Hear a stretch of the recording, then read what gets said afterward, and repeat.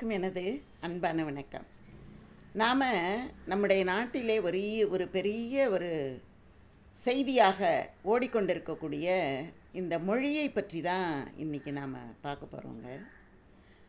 மொழிகள் அழியும் நாடுகள் அப்படின்னு ஒரு பட்டியல் போட்டிருக்காங்க. அந்த பட்டியலில் முதல் நாடாக இருப்பது இந்தியாவாம்.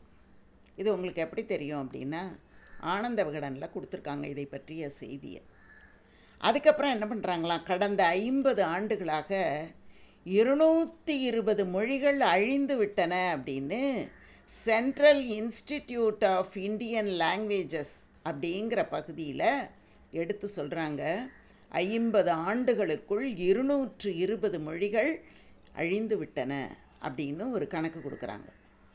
யுனெஸ்கோ சொல்லுது 197 மொழிகள் அழியும் நிலையில் உள்ளன அப்படின்னு சொல்லுது. இதையெல்லாம் கேட்கும்போது மொழிகள் அழியுது அப்படின்னா மொழிகள் மட்டும் அழியலைங்க. நம்ம என்ன நினைக்கிறோம், வெறும் பேசுகிறதும் வெறும் சொல்கிறதும் அழிஞ்சு போகுது அப்படின்னு நினைக்கிறோம். சாப்பாடு கொடுன்னு தமிழில் கேட்டான்னா, இங்கிலீஷில் கேட்டான்னா, ஹிந்தியில் கேட்டான்னா அதான அர்த்தம் அப்படின்னு நினைக்கிறோம். ஒரு பண்பாடு எப்படி ஒரு மனித சமூகம் ஒரு வளர்ச்சியை அடைவதற்கு எத்தனை காலம் எடுத்துக்கொள்கிறதோ அத்தனை காலம் ஒரு மொழி தன்னை தகவமைத்து கொள்வதற்கு எடுத்துக்கொள்கிறது. மொழிங்கிறது ஏதோ வந்தது அப்படின்னு நம்ம நினைக்க முடியாது, நினைக்கக்கூடாது. அப்படி கிடையாது. மொழி என்பது 65,000 ஆண்டுகளுக்கு முன்னால் வாழ்ந்த ஒரு பழங்குடியினம் அந்தமானில் இருந்துதான். அந்த பழங்குடியினத்தினுடைய மொழியின் பெயர் போ அப்படிங்கிற மொழி.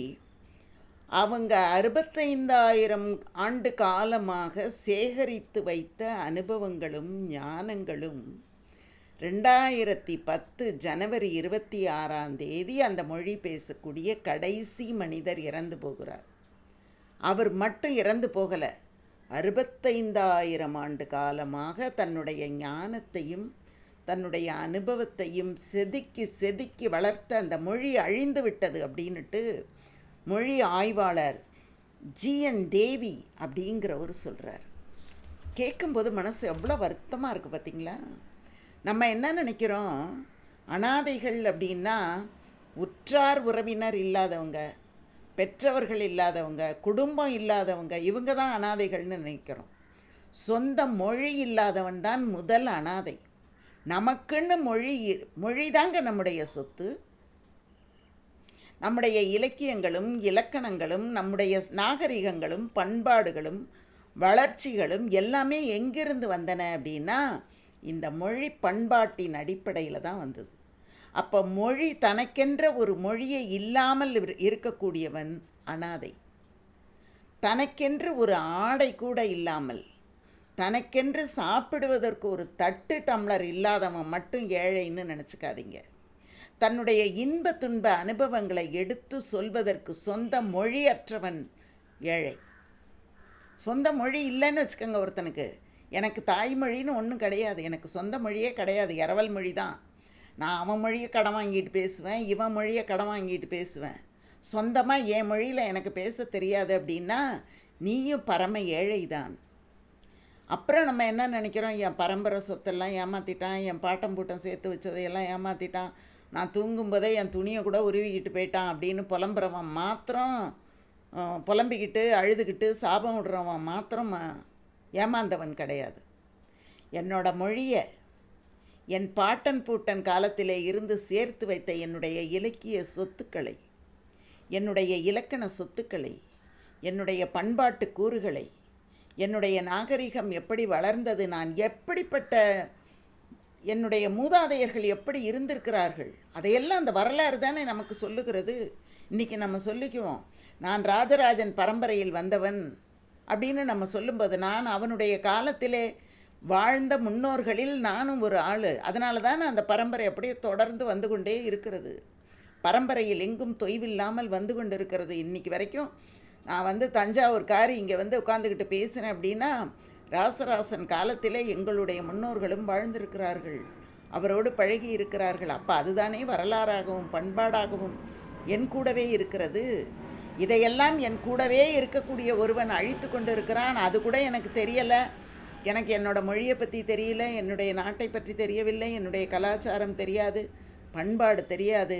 எந்த மொழியில் பேசுனா என்னங்க, வயிறு ரொம்பனா சரி, எந்த மொழியில் பேசுனா என்ன, வாழ்ந்தா போதும்னு நினைக்கும்போது அது நம்ம மட்டும் சார்ந்தது கிடையாதுங்க. அது எனக்கானது மட்டும் கிடையாது. என்னோட முன்னோர்களினுடைய சொத்துக்களையும் சேர்த்து அழிக்கிறேன்னு அர்த்தம். அதுக்கு எனக்கு என்ன உரிமை இருக்குது?